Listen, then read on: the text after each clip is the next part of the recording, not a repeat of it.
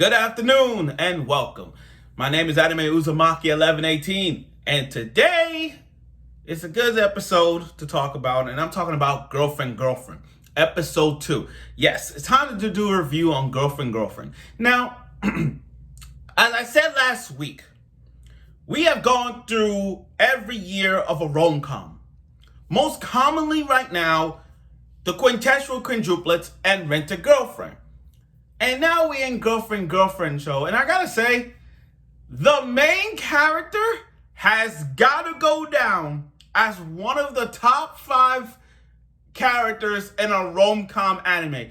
The way Naoya does this, the way how he does things in this show, it makes you like, he's better than Kazuya from Rent-A-Girlfriend.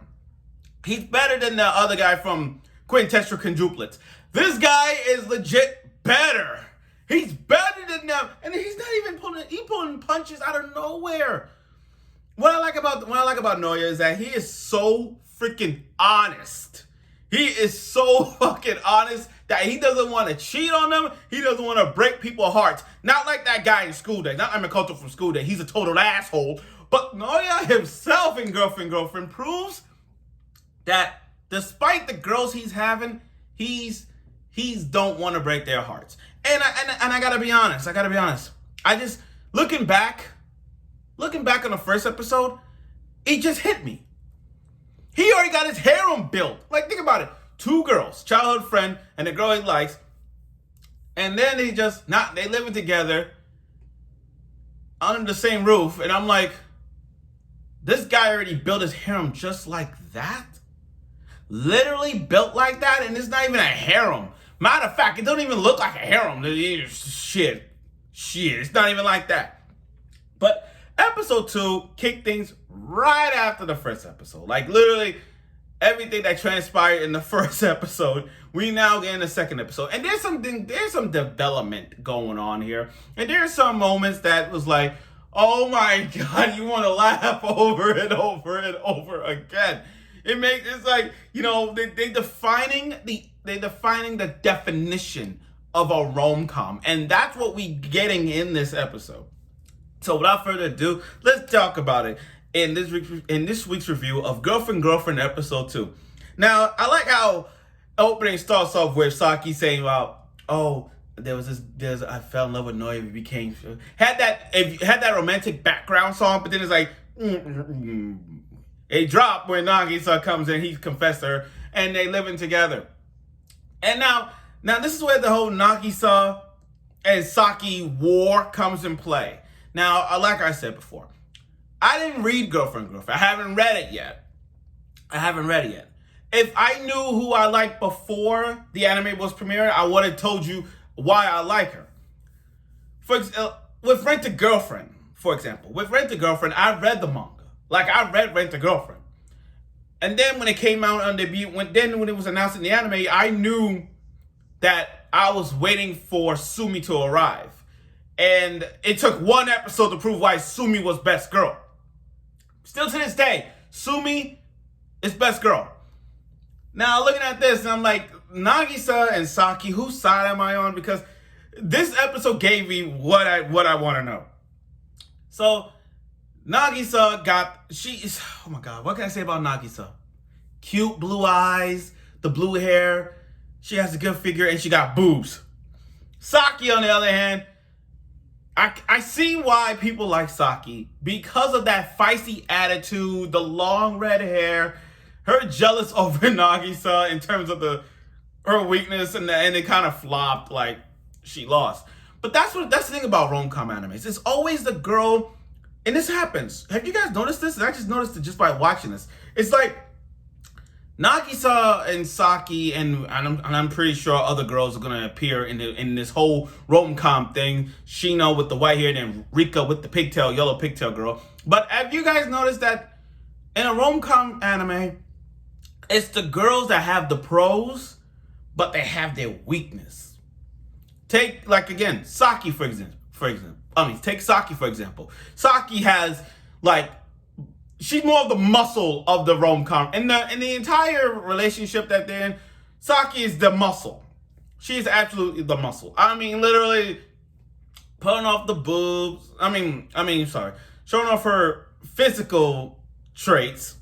But on the negative side, her con is, oh, I can't compete with Nagisa because she's so cute. She has blue eyes, blue hair, and she got boobs. So I can't compete with that. So yeah. And then Naoya, this guy is really, really nice. Again, this video might be long, so bear with me on this. Naoya is very, very honest. He laid out he laid out all 3 futons out. He laid 3 futons out. Oh my God, this guy got class. He got class. He didn't want no one sleeping in the couch, so he's like, okay, we're gonna throw all 3 futons up. Even Nagisa, can I say about Nagisa?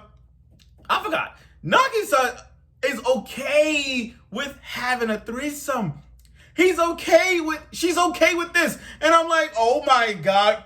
This again, in the words of SpongeBob in that Snowball episode, score 1 for the boys back home. So yes, Nagisa is doing it. She don't care she have a threesome. See, I like Nagisa. She's modest. She's honest. I loved her. And so what's funny about that futon scene was like Nagisa, Saki was like, you want to have 3 of us. You want to do the line. And I'm like, that's what you're thinking. And Naoya's like, if that's the case, I'll chop my dick off. I'm like, yo, I'll have a surgery. I won't. Yo, he's so passionate. He's so passionate. He's not the type of guy that literally like, okay, I got 2 girls with me. I'm gonna fuck both of them. No, he ain't like that. That's school days right there. This ain't school days. Mind you that. Okay, now back to what I was saying. The futon scenes was straight up 100% misunderstanding. Misunderstandings. That's the thing about anime. It's always those little misunderstandings that they have these dirty thoughts, and then we're like, no, that's a misunderstanding. That's not what they meant by it. So Saki's pretending she's asleep, and then you go like, okay, try to make you move, Nagisa. You slut. She slut. She tried to call her names or whatnot. Hearing Nagisa and Naoya's reaction to futons, all they did was holding hands. And she was hearing the moaning. She was hearing like words like, would you touch, what, don't touch me, all that stuff, this feeling and all that. And I'm like, 100% misunderstanding. And Saki freaked out, got up, gotta move the futon. And I'm like, they're not doing anything. They're just holding hands. And so Saki was like, oh, just kill me. So she hiding like in a beetle with just like those little like, that's misunderstanding for Saki. Now Nagisa, oh my fucking God, let me go with Nagisa. Nagisa is 100% modest. Now when I look at Nagisa, she's more of the mature let me say this. Nagisa's more the matureness of the group. More mature. I mean, she wakes up in the morning cooking breakfast. That's kind of like an ideal girlfriend to have. I mean, imagine you sleeping and your girlfriend cooked breakfast for you. You wake up and you realize she cooked a wonderful breakfast. That's the type of girlfriend Nagisa is. Always modest. So Nagisa wants to know more about Saki. So she literally grabbed her phone, not using a password or whatnot. I mean, like, what kind of person don't even use passwords on their phones? I mean, on my phone, I use passwords, but not a touchscreen that could someone sleeping to put their finger on the phone. No. So actually it worked. And then you look on Twitter. She looks on Twitter. Yo, that moment got me a little laughing a little bit because it's not Twitter, guys. It's called Quitter.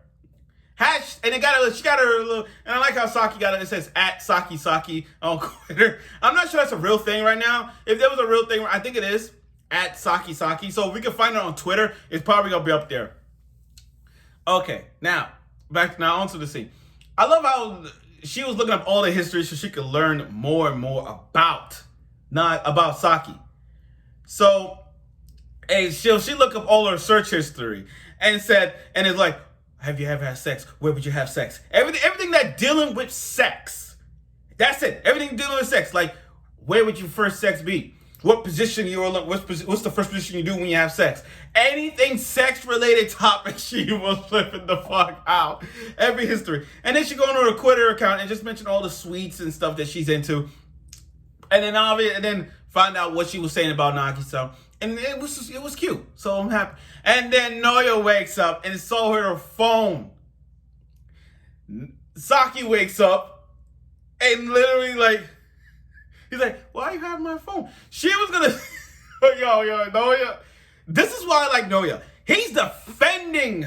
He's that great. He's that person that will defend a girl's life. And when Naoya did, he jumped in, protected Nagisa, and said, "Oh, I was just looking through your search history. That's all." And she flipped out. She's like, no, it was a misunderstanding. It's a misunderstanding. Our friend didn't have sex. I was just showing her, writing stuff, typing stuff for her. Oh my God, it was so funny. And then she clocked up. And he was okay with it. He was okay. He's like, I understand. If you need anything, I'll come to you. Please. All that stuff. He is so nice. And then Saki punched him in the face. Knocked him out. Okay. Whew, that was still fun. And then she's like, I'm going to pretend I didn't see this. I'm going back to sleep. Saki has this kind of personality problem. Not a personality disorder. I found her personality funny. Like one moment she gets all angry, but then when she wakes up, when she sleeps, have a good sleep, and then wakes up, her body, she don't remember anything that happened. She don't remember anything. But that's that. Now, on to Nagisa. Nagisa has been around in school for a while. So Naoya and Saki was like, okay, this is what we're going to do. We're going to get you back into study. We're going to get you back into school. We're going to have you study. So and this is what I said about the pros and cons. Nagisa is a great chef. She loves to cook. We all should enjoy her cooking. But then is that moment when you talk about the cons, the pros and cons. This is where the con part is. She's not quite of a good study person. Like, in other words, she doesn't know math or anything like that. Her education kind of like that, but she's trying her best. So she feels like she's stupid. So she goes to the bathroom, just tapping on her phone for 30 minutes. 30 minutes trying to figure out a plan, and they were going to go up and check on her. So she falls. So she lied and say, "Oh, it's constipating on that." Kind of freaked out. So she on it again. Now, when she went back downstairs, knowing how to do the fractions and factors, she failed automatically. But leave it to Naoya to give the confidence back up again. So that was funny. Now, as they were going to school, Saki realized, oh, we can't tell no one at the school that you're also dating this other girl, because they're gonna think you're a two-timer, because they know that you're dating Saki. So he wants to keep. And I like this is why the main character is really nice. He wants to keep it honest. He doesn't want to keep secrets. So when Saki goes to the same school, when Saki goes to the same same class as them, he's like. He wanted to pretend that nothing happened. He wanted to pretend like, oh, this girl, oh, it's just a new girl. But he couldn't. So he tried to, every time Naoya tried to say something to tell the truth. Every time he tried to tell the truth, here comes Saki coming in and boom, boom, boom, boom, boom, slapping everything he tried. Yo, I don't know why Saki is always beating the hell out of Naoya every time. I understand it's comedy purpose, I understand comedy humor, but damn, the way how he took those punches, those kicks, the slaps, and got suplex. He's like ding, ding, ding, ding. He was out. I can watch that fight, that little scene over and over again. The way how she keeps beating that shit out of him and dragged him into the roof. That's still funny. But leave it to Nagisa being the kind-hearted, being the kindness that she is, being so kind and understanding that okay, I understand that you still love him, and she was your first, in other words, let me sum up in Nagisa's word. I will do my best to prove that this love that Nagisa has for Naoya is not fake. You know what I mean? She wants to prove that it's real, and that I will do my best to prove to you that I can still love you despite you in a relationship with Saki. So in other words, like, to make it summarize in a word, I have to win this battle. I may lose the war, but I have to win this battle. That's what Nagisa is, and I'm very proud of her for stepping up, even though she has a long way to go. And there was a moment that she was going to eat in the bathroom, but leave it to Saki and Naoya kindness and their pure love for Nagisa, saying, no, you can eat with us. You can eat with us. They were so freaking confident with it, and I cannot argue with them. I can't. Like I said, I know where now. Here's the thing. I know where this is going. I get this idea thing, and again, I haven't read it, but something tells me straight off the line that the other two girls that we saw in the opening, and I should have thought about that. I should have noticed the other two girls that's gonna appear. They're gonna be added to his harem. But the way how the main character is now, I don't think he's gonna be that kind of perverted person. He's still gonna be the same personality, and I think it's Naoya's personality that's gonna get the other two girls in this entire relationship added to his harem nonetheless. So I see where this is going. So again, episode 2 was, again, what can I say about episode 2? It's in a rom-com of girlfriend. What can I say? Episode 2 gave us something to laugh about every single time. It was about misunderstandings. That's what the whole thing was in episode 2. Just the entire misunderstandings, and what we got from this played out really well. So I kind of am looking forward for episode 3 and see where this development of this love triangle that it is right now, and then with the other two added to the harem. Let's see what that works. Let's see how that goes. So I look forward for next week's episode of Girlfriend, and I hope you will.